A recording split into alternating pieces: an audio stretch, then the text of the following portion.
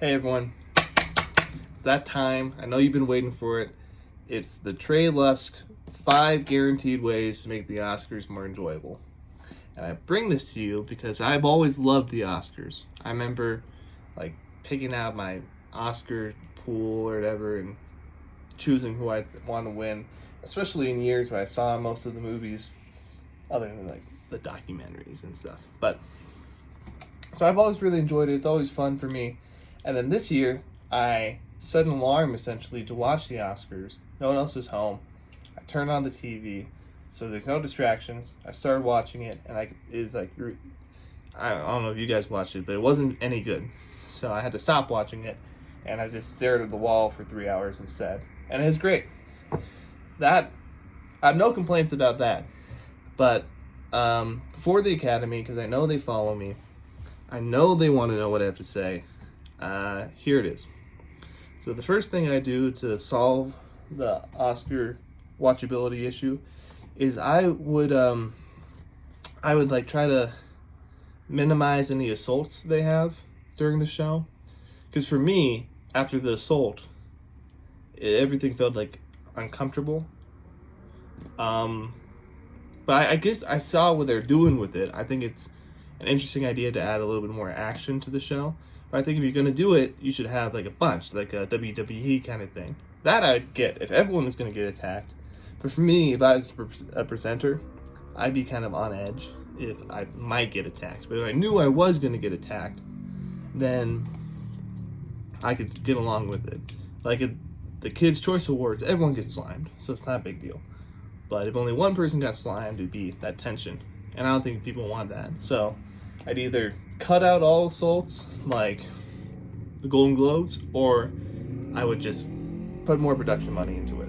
But I think this middle ground, I think you gotta fine tune that. Secondly, they cut out 8 of the awards this year for time, and then the show is still longer than last year, so it didn't work.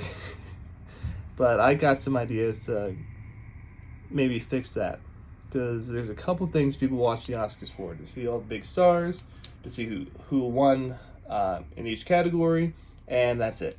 So first thing I'd like to cut out is the presenting of presenters.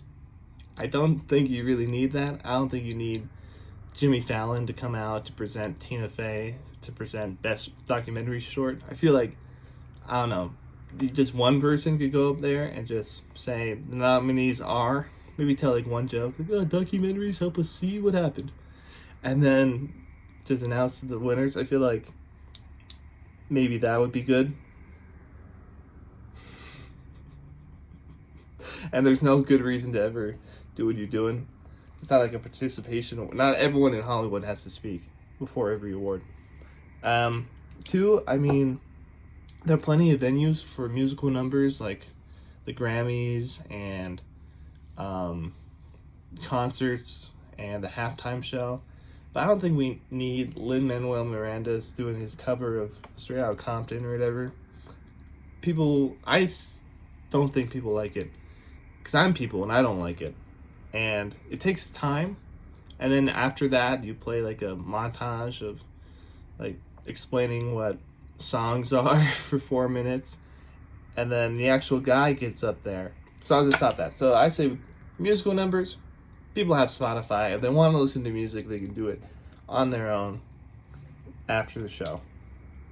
And then it's so weird to me that the show is supposed to be like for these artists that win, and then by the time they get done with all the hoopla and the foreign filmmaker gets up on stage, he only has like 5 seconds to talk because Amy Schumer like put whoopee cushions underneath a bunch of Brad Pitt's seats, and you had to look at that for 8 minutes.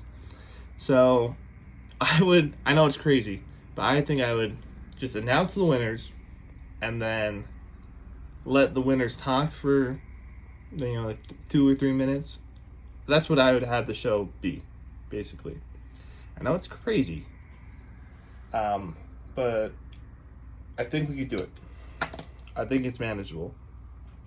I think a monologue is fun, and I think we should keep the opening monologue introduce everyone, especially when you got some really good jokes. But I think again, if you're gonna have a monologue, I think the jokes could be funny, or like you could like read them over with somebody before you do them. Like, I watched a few of these now, and like often I'm hearing these people talk. It's like, man, like you could have said so much more by not saying anything. So I try to make those good. That's what I do. So to brush it over for the Academy in California, figure out the assault situation, whether you want to bring in the octagon or if you want to maybe not do any at all. You don't need to present the presenters. The presenters don't need to be presented. One monologue per show, I think, is fine.